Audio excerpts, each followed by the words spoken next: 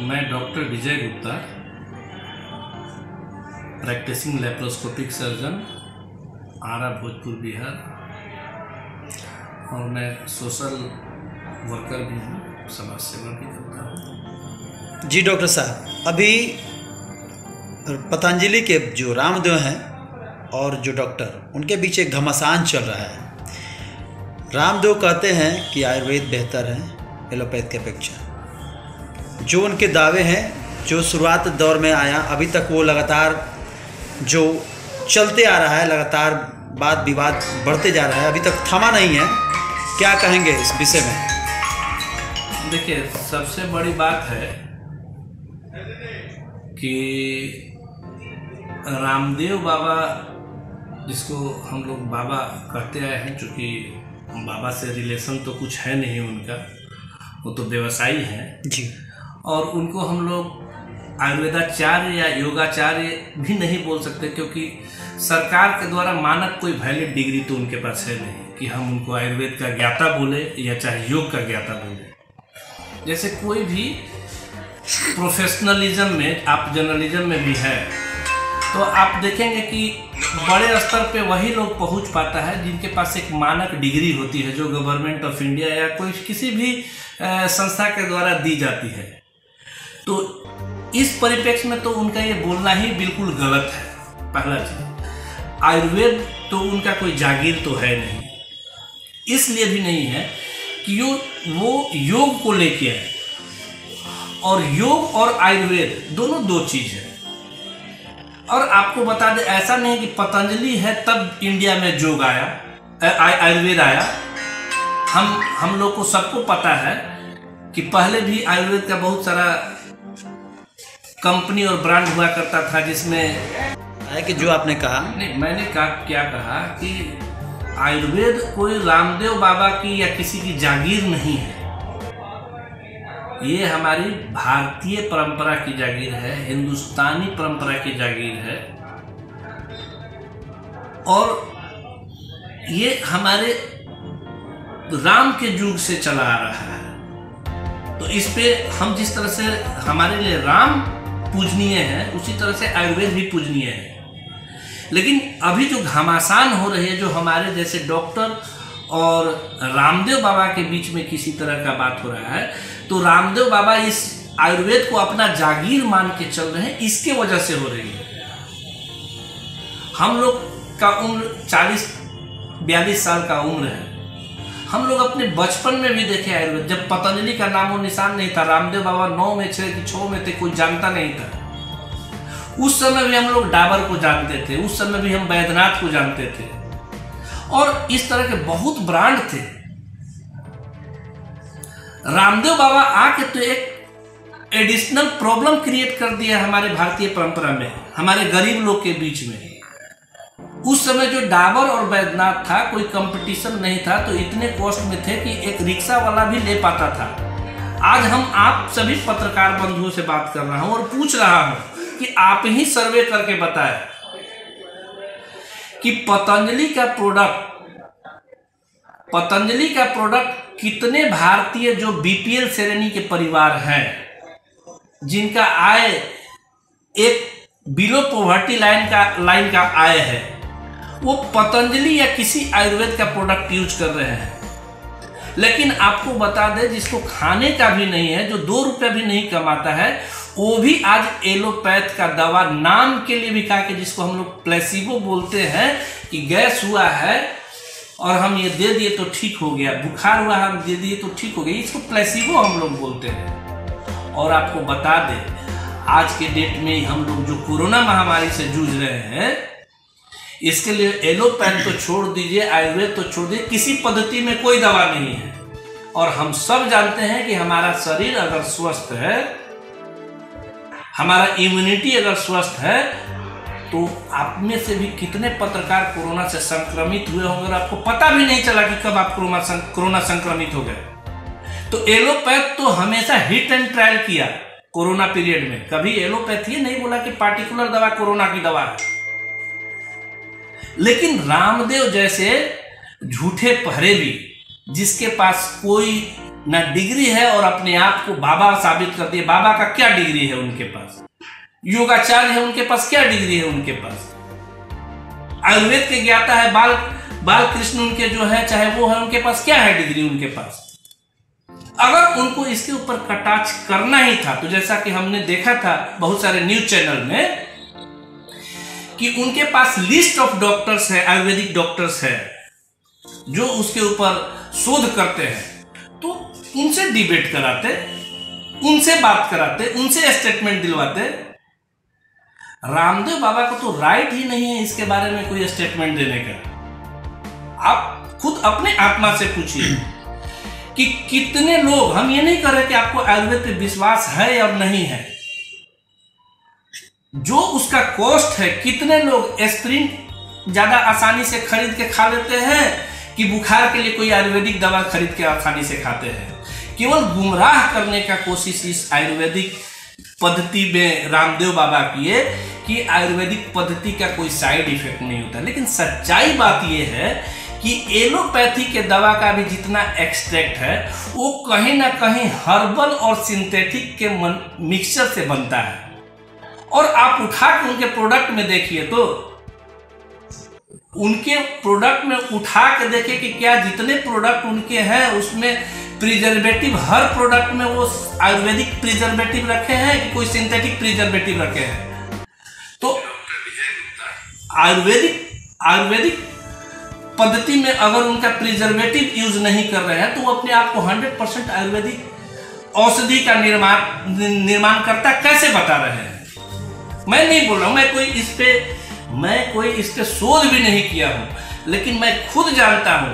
अभी ये कोरोना हुआ, सबका देखा देखी हम भी गिलोय और क्या क्या ये सब मंगाए, और उसका जो कॉस्ट आ रहा था, आप यकीन मानिए कि एक आम आदमी के पहुंच से बाहर था। और इसीलिए आप ही के चैनल के माध्यम से मैंने एक इंटरव्यू में कहा था कि कोरोना के लिए जो हम लोग ये बोल रहे हैं कि फलना विटामिन लो, चिलना विटामिन लो, अगर किसी का आय, एक परिवार का आय एक दिन का 400 से 500 रुपया है और उसके परिवार में 10 परिवार है, 10 नहीं भी है, चलो मान लिए, कम से कम स्वयं वो है, पत्नी है, एक बाल बच्चा और माता पिता होंगे, 6 लोग के परिवार में आज के डेट में जो केवल विटामिन, सिंपल छोड़ दो आयुर्वेद तो बस का ही बात नहीं कि पूरे फैमिली को दो, केवल अगर आप विटामिन दो तो वो 100 से 200 रुपया पर डे पड़ जाएगा। तो सोचो कि 400 रुपया कमाने वाला आदमी जो एक दिन में 400 रुपया कमाता है, 200 रुपया का केवल विटामिन खाएगा तो क्या खाएगा, क्या पिएगा?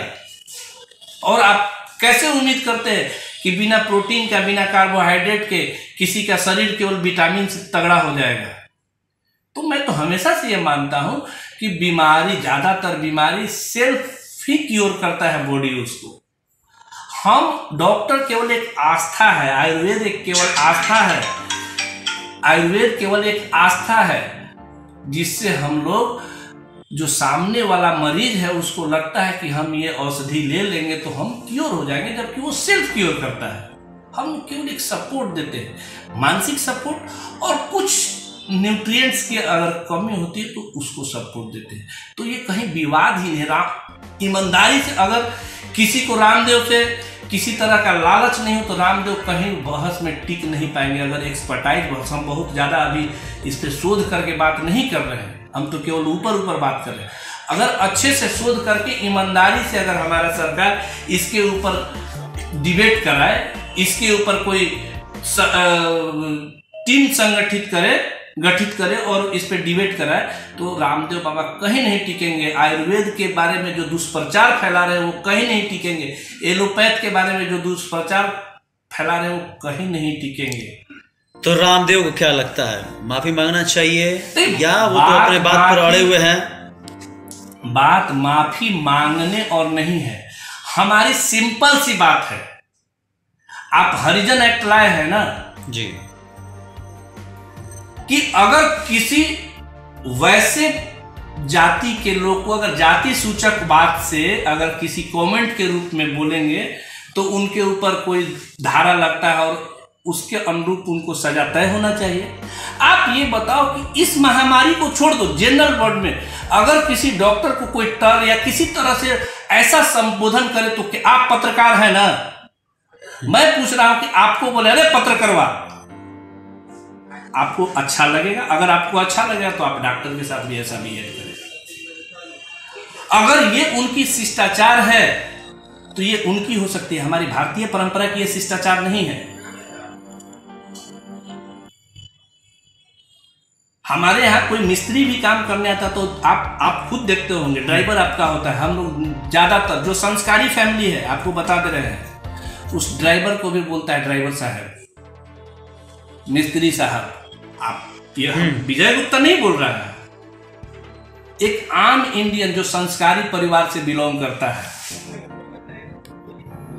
आप बताएं, वो जिस हिसाब से पूरे मंच को संबोधित करते हुए डॉक्टर के बारे में जिस तरह की अभद्र भाषा यूज किए, आपके ऊपर अगर एक पत्रकार के ऊपर आज अगर ये होता तो आप क्या करते, ये बताओ। स्वाभाविक है कि उसके ऊपर जवाबी हमला तो होगा ही। एक बात बताइए, खैर अभी थोड़ा सा अलग से मैं बात करता हूँ।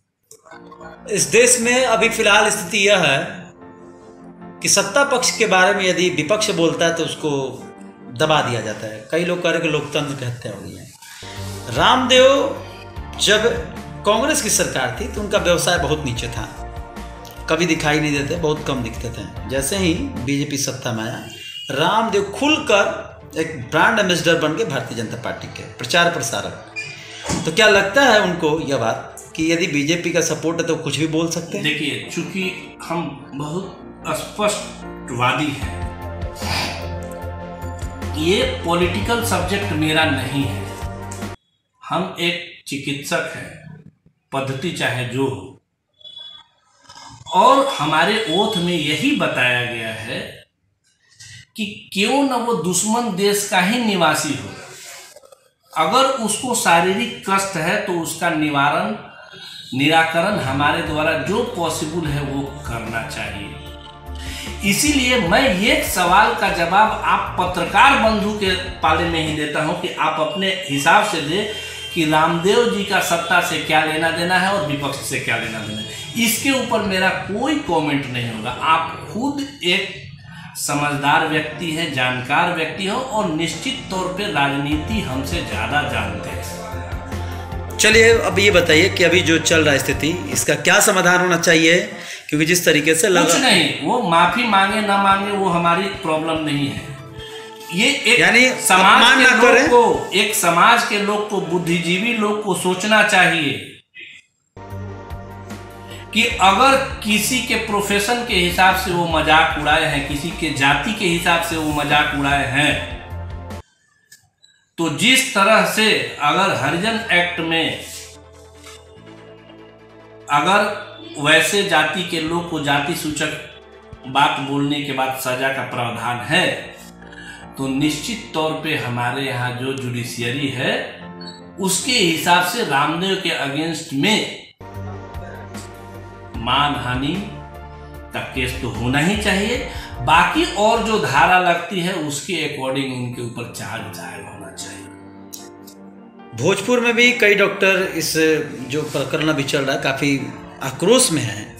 आपने तो अपनी बात को रखा, कई लोग अभी कहने वाले हैं, क्योंकि जिस तरीके से रामदेव की बात किया जाए, अब तो उन्हें बिजनेसमैन कहा जाए, बिजनेसमैन रामदेव, एक डॉक्टर के ऊपर उन्होंने इस तरीके का डॉक्टर के ऊपर टिप्पणी करके खुद ही एक तरीके से लगता है कि या बैल मुझे मारोला काम कर दिया है। अब उन्हें लगता है कि माफ़ी मांगेंगे तो कैसे मांगेंगे? मैं एक चीज़ बोल रहा हूँ कि वो हर लोग इस प्रकरण में डॉक्टर के साथ है और वो हर लोग इस प्रकरण में डॉक्टर के विरोध में जाए। अगर डॉक्टरी प्रोफेशन इतना ही गंदा है तो हर बुद्धिजीवी और हर वो सोचने वाले व्यक्ति इस बात का कसम आज ले कि आपके परिवार में अगला कोई बच्चा होगा तो इस गंदे प्रोफेशन में उनको नहीं भेजेंगे। अगर आप इसका विरोध करते हैं तो शब्द तो कुछ और है जो कि इस मीडिया पे नहीं बोलना चाहिए। समझ सकते, आक्रोश की जहां तक बात है, डॉक्टर की बात छोड़ दीजिए, वैसे माता पिता को भी, वैसे गार्जियन को भी अफसोस होगा कि वो रामदेव का सपोर्ट कर रहे हैं जिनके सपनों में उनके बेटा डॉक्टर के रूप में दिखाई देते होंगे। आप बताइए कि जिसको डॉक्टर अपने बेटा को बनाना हो, इस तरह की ओछी सोच अगर समाज की हो तो कोई भी व्यक्ति अपने परिवार को, अपने बच्चों को डॉक्टर के रूप में देखना चाहेगा। ये हमको बोलने की जरूरत नहीं है। और मैं तो स्तब्ध हूं कि अगर इतनी बड़ी भाषा एक पत्रकार के विरुद्ध